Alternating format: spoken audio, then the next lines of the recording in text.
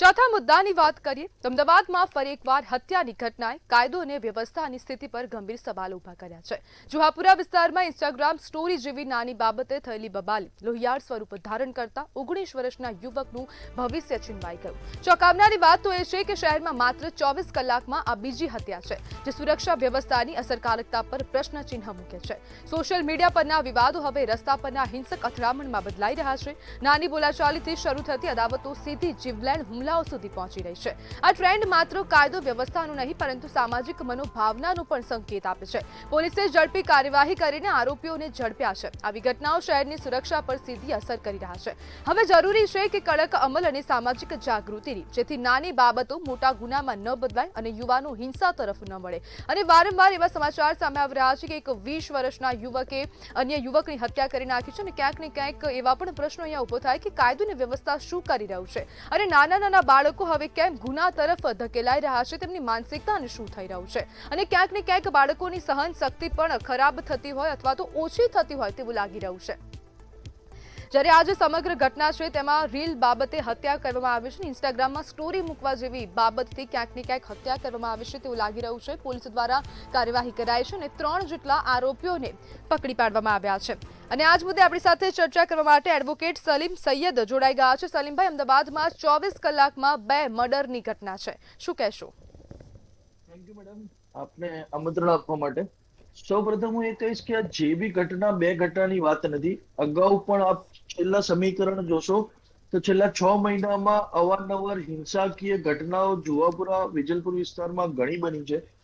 અત્યારે હું આ બંને જે ઘટનાઓ ધ્યાનમાં લેવામાં આવે, જ્યાં સુધી તમે આ બે ઘટનાની વાત કરી છે, બંને ઘટનાઓ ખૂબ જ નાના વયના, ખૂબ જ ઓછી ઉંમરના છોકરાઓ દ્વારા થઈ છે। એટલે એ સામાજિક આ જે બી કોઈ ઘટનાઓ થાય છે એ સમાજનું પરિબળ અને સમાજનું એક પ્રતિબિંબ દેખાય છે। એટલે અત્યારે હાલમાં છોકરાઓનું જે સોશિયલ મીડિયાનો યુઝ અને સોશિયલ મીડિયા ઉપર જે આક્રમકતા દર્શાવે છે, એની સીધી અસર સમાજના કુમળા વર્ગના છોકરા ઉપર સીધી રીતે થઈ રહી છે। નાની નાની વાતમાં મોટું સ્વરૂપ ધારણ કરી લેવામાં આવે છે। એમનામાં હવે ધીરજ જેવું કોઈ રહ્યું નથી અને સમાજના મોટા વડીલો ના અંકુશમાં હવે ક્યાંક આવા છોકરાઓ રહેતા નથી, એ સ્પષ્ટપણે દેખાય છે।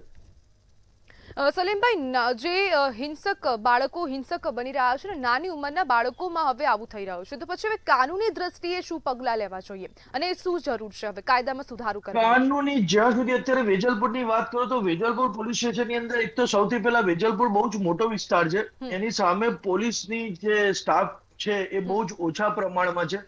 બીજું કે ત્યાં આગળ કાયદો વ્યવસ્થા જાળવવાનો પૂરેપૂરો પ્રયત્ન કરતા હોવા છતાં લોકોમાં ધીરે ધીરે કાયદો વ્યવસ્થાનો ડર અને ખોફ થોડો ધીરે ધીરે નીકળી ગયો છે। અને હવે પ્રજા તરફથી અને જે લોકો તરફથી પહેલા જે પોલીસની ધાક હતી કે કાયદા વ્યવસ્થાની બીક હતી, એ ક્યાંક મહદઅંશે દૂર થઈ ગઈ છે। હવે કોઈ પણ નાનો છોકરો કે જે પોતાની ધાક કે પોતાની સાખ જમાવવા માટે કાયદો વ્યવસ્થા હાથમાં લેવા માટે ડરતો નથી, એવું સ્પષ્ટપણે જણાય છે। સલીમભાઈ, આ જે પોલીસનો જે ખોફ જે પ્રમાણે આપ ધાક કરી રહ્યા છો તે ઓછી થઈ ગઈ, શું તેનું કારણ શું હશે? તેનું કારણ એવું છે કે અત્યારે હાલની જે અર્થવ્યવસ્થા તમે જોવામાં આવે, કાનૂની વ્યવસ્થામાં જે અત્યારે લિબરલ, કેમ કે તમે સાબરમતી જેલમાં જઈને તપાસ કરશો તો જેટલી સંખ્યા છે એના કરતા ખૂબ જ વધારે પ્રમાણમાં ત્યાં કેદીઓ છે। તો જે કેસ ચાલે છે એ કેસ બહુ ધીમી ગતિએ ચાલે છે। અમુક વખતે જ્યારે કેસની અંદર નબળા પાસા જોઈ અને કોર્ટ તરફથી એમને જામીન મુક્ત કરવામાં આવે છે। અમુક વસ્તુઓ જે પિક્ચરમાં જોવામાં આવે છે, ફિલ્મોમાં જોવામાં આવે છે, રીલ્સમાં જોવામાં આવે છે, એ જોઈ અને કાયદા વ્યવસ્થાનો ડર કોઈ રીતે હોય એવું લાગતું નથી। અને બીજું છે શિક્ષણનો અભાવ, અને બીજું પાસું છે કે વડીલો તરફથી પહેલા ઘણી બધી કોઈ પણ સમસ્યા કે બાળકો ઉપર કે કિશોરાવસ્થાના જે બાળકો હતા એમના ઉપર પૂરતી વોચ રાખવામાં આવતી, એમની ચાલ ચલગત ઉપર પૂરેપૂરું ધ્યાન આપવામાં આવતું હતું। અત્યારના હવે બાળકો, જેને ઝેનઝી તરીકે બી તમે લઈ શકો, એ લોકો પોતે પોતાની રીતે સોશિયલ મીડિયા ઉપર થઈ અને ઇન્ફ્લુએન્સર તરીકે પોતાનું ખ્યાતનામ થવા માટે ગમે તે હદ સુધી જતા રહે છે અને એમાં વડીલો ધ્યાન બી નથી આપતા અને વડીલોની તાકાત બહાર જતા રહે છે। સલીમભાઈ, હવે સુધારો કરવાની શું જરૂર છે સામાજિક સ્તરે પણ અને હવે કાનૂની સ્તરે પણ?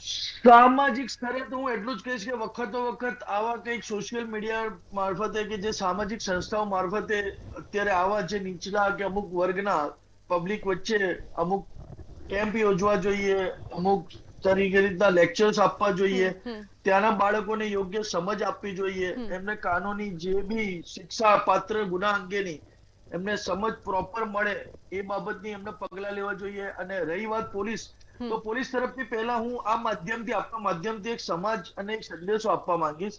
આજથી આ 5 વર્ષ પહેલાનું આપ જોશો ને તો પોલીસ તરફથી વખતો વખત ત્યાં આગળ સમાજમાં અને પબ્લિકમાં જઈ અને લેક્ચર આપવામાં આવતા હતા. એક સ્નેહ મિલન જેવા પ્રોગ્રામો થતા હતા કે પોલીસ અને પ્રજા વચ્ચેનું સમન્વય જળવાઈ રહે. હવેના તબક્કામાં એવું છે કે પોલીસ તરફથી એવું ક્યાંય કોઈ રીતે કેમ્પ નથી થતા. એવું કેમ્પ યોજાય કે એકબીજાના પરસ્પર ભેગા થઈને એમને સમજ આપવામાં આવે, ત્યારે જઈ અને આવી ઘટનાઓ ઓછી થઈ શકે એવું મારું માનવું છે.